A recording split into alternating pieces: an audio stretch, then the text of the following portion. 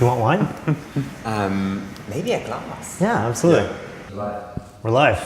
Mm-hmm. So let's start at the start. Let's start about how Strange Little Cat, the project, began. Maybe the idea.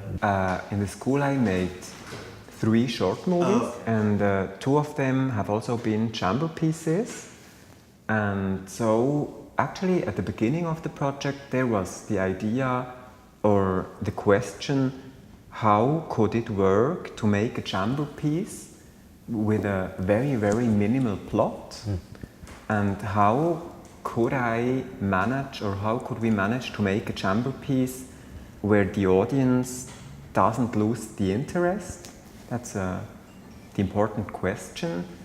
And so at the beginning there was this question, and then the interest of having a static camera and having a choreography of characters.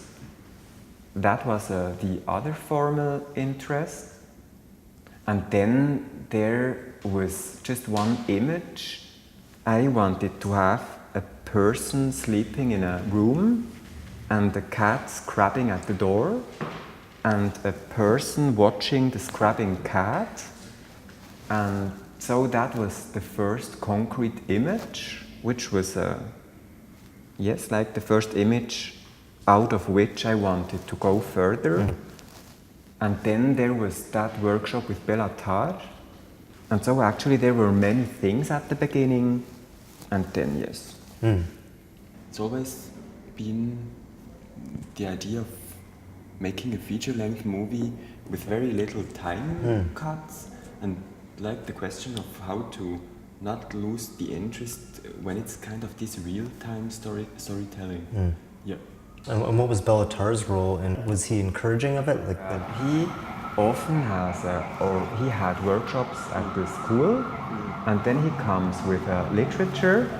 That year we made The Strange Little Cat. He came with a text from Kafka, and then we could make a very freely adaptation of any text of Kafka, and then I've chosen the Metamorphosis. The Metamorphosis. And now I would not say that it's an adaptation of the Metamorphosis, but it just began, it was just in the Metamorphosis, a singing car. In the Metamorphosis it's like the family and the social room of the kitchen and the isolated room of the back, Gregor Samsa. And so those aspects, those family, make a portrait of a family, that was... but actually, Béla Tarr came 1 month having the idea of making a personal and very freely adaptation. And then I wrote the script before, and with him I just spoke about the camera position, about the cast, about the look of the apartment. Actually, we never spoke about abstract things or about the script, but very concrete, only very sensual and concrete things. And the work was speaking about the apartment, speaking about the not the characters, but the actors. Yeah. And what was the influence of trying to minimize the amount of cuts or edits throughout the film that you were mentioning? Where did that come from?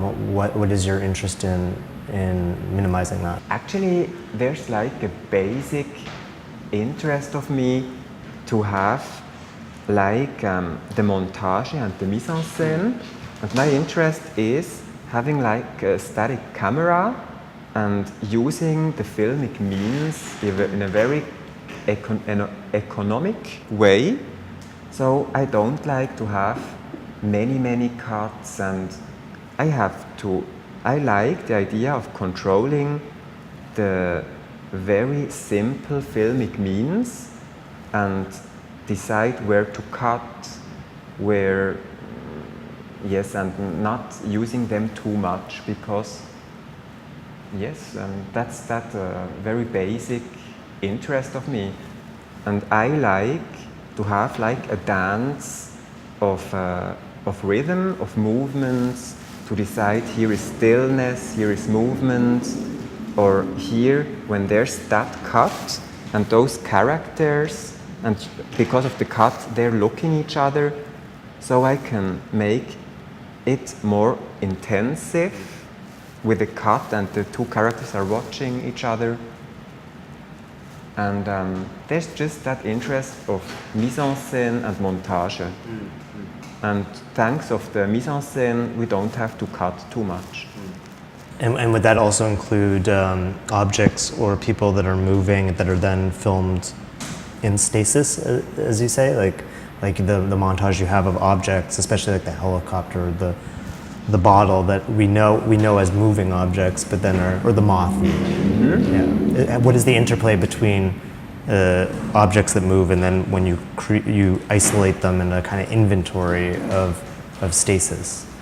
There are those periods in that movie where we just see those objects you've spoken about, and I like the idea because when there's the camera image, then you always focus something, and